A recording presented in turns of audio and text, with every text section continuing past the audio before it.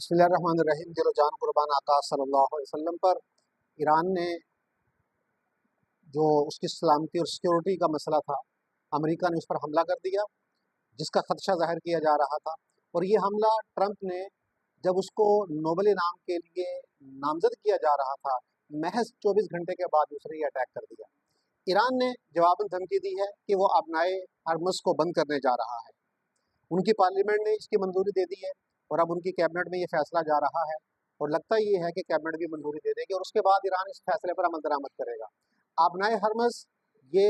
एक चौड़ी पट्टी है, तकरीबन 21 किलोमीटर की पट्टी है, जो खलीज फारस को खुले समंदर तक लेकर जाती है और दुनिया की तकरीबन 20% ट्रांसपोर्टेशन ऑयल की वो इसी आबनाए हरमस के ज़रिए होती है। अगर ईरान ये फैसला करता है और आबनाए हरमस को बंद करता है तो दुनिया में यकीनन लगता ये है कि ऑयल के मसाइल पैदा होंगे और ऑयल की जो ट्रांसपोर्टेशन है वो डिस्टर्ब होगी, जिससे मिडल ईस्ट और यूरोप में जो ऑयल की ट्रांसपोर्टेशन है उसमें फिर मसाइल पैदा होंगे और ख़दशा ज़ाहिर किया जा रहा है कि तेल की कीमतें इससे बढ़ेंगी, क्योंकि जब तेल की ट्रांसपोर्टेशन नहीं होगी तो तेल की कमी वाक़ई होगी तो लाजमी प्राइसेस पर फ़र्क पड़ेगा। लेकिन यहाँ पे एक और मसला पैदा हो सकता है कि जब ईरान ऐसा स्टेप लेगा और अपनाए हरमस को बंद करेगा और तेल की जो ट्रांसपोर्टेशन रुकेगी, तो जाहिर सी बात है जो मिडिल ईस्ट के ममालिक हैं, जिसमें सऊदी अरब शामिल है, यूएई शामिल है, दीगर ममालिक शामिल हैं, उनका जो ऑयल यूरोप की तरफ मूव करता है, तो वो जब मुतासिर होगा तो यकीनन उन ममालिक पे इसका असर पड़ेगा और हो सकता है कि वो इस जंग में, अभी तक तो वो ईरान के साथ खड़े हैं, अखलाकन उसकी सपोर्ट कर रहे हैं, तो उस पर फिर वो अपनी पॉलिसी को शायद चेंज करने जाएं,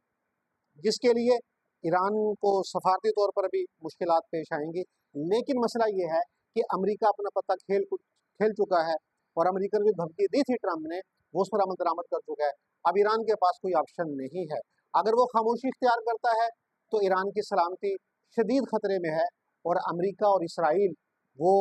ईरान में जो एक रजीम चेंज की बात की जा रही है, शायद उसमें करने में कामयाब हो जाए। और अगर ईरान स्टेप लेता है तो फिर जाहिर सी बात है कि उसमें भी मुश्किलात हैं। इस वक्त ईरान डू और डाई की कैफियत में पहुंच चुका है। अगर वो खामोश रहे फिर भी उसके लिए मुश्किलात हैं, और अगर वो इस हमले के बाद वो स्टेप लेता है तो फिर भी उसके लिए मुश्किलात हैं। लेकिन अब देखना ये है कि ईरान के लिए निस्बतन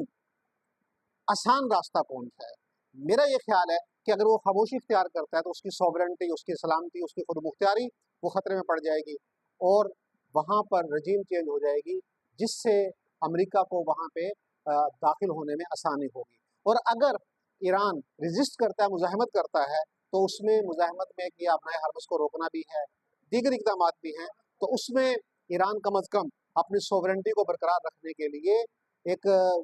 भरपूर किरदार जो है वो अदा करेगा और तारीख़ उसके इस किरदार को याद रखेगी।